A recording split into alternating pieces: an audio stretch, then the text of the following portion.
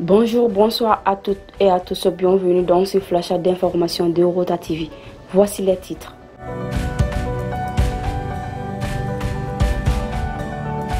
Le Mali présentera de nouvelles preuves contre la France devant l'ONU. Le Mali lève 31 milliards de francs CFA sur le marché monétaire. Attaque du camp de la garde nationale et du domicile du préfet à Yorosso. Prix africain du mérite de l'excellence à Kigali. Le PCA SJ Mali destiné.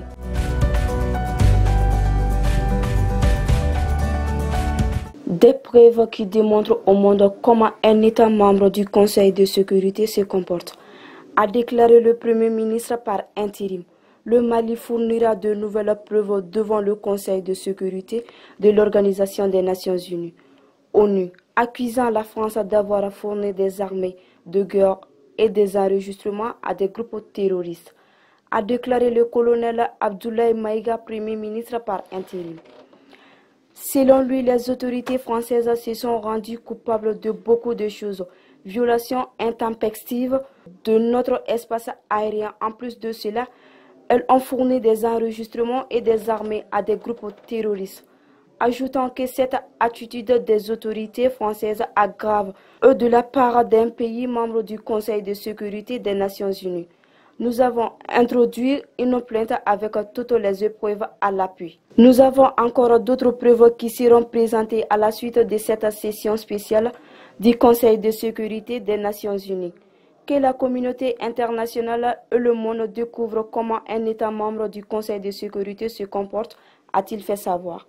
En dépit de toutes les craintes et doutes qui pourraient subvenir ou exister depuis la levée des sanctions de la CEDEAO, cependant, le Mali jouit toujours la confiance des investisseurs de la zone de l'UEMOA. En effet, après avoir reçu le 9 août dernier son plus important emprunt de 277 milliards de francs CFA jamais réalisé, le Mali, à nouveau sur le marché des titres publics de l'UEMOA, a levé 31,6 milliards de francs CFA ce 7 septembre auprès des investisseurs de la sous-région. L'opération a consisté à une émission simultanée de bons et obligations de relance des trésors BRT-ORT de maturité 6 mois pour un taux d'intérêt non indiqué et de 3 ans après un taux d'intérêt de 5,85%. La ville de Yorosso a été attaquée par les hommes armés non identifiés le vendredi aux environs de 2 heures du matin. Les assaillants ont ciblé le camp de la garde nationale et le domicile du préfet. De sources locales, les échanges de tirs ont duré environ 1 heure. Elle précise que c'est une première qu'il n'y a pas eu de perte en vue humaine. Après le terrible désaveu de la classe politique, il semblerait que les Maliens veulent donner sa chance à celle militaire. Plus de 30 ans d'ère démocratique aura rumé avec écart économique et gabegie galopante.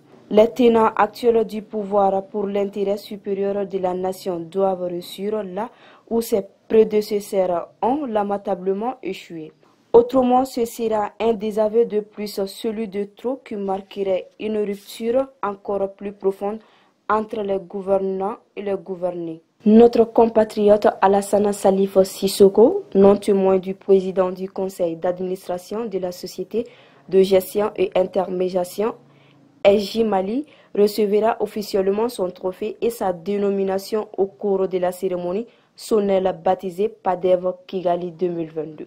Suivant délibération du jury du prix PADEV, il a été distingué dans la catégorie prix africain du mérite et de l'excellence. Cet événement important de l'espace économique sous-régional qui va rassembler autorités politiques, diplomatiques, opérateurs économiques, institutions de la finance, société civile, décideurs, médias, aura lieu du 15 au 18 septembre 2022 au Rwanda. Cette distinction est décernée chaque année à des personnes physiques et morales qui constituent des modèles et dont les œuvres impactent positivement leur pays, voire le continent.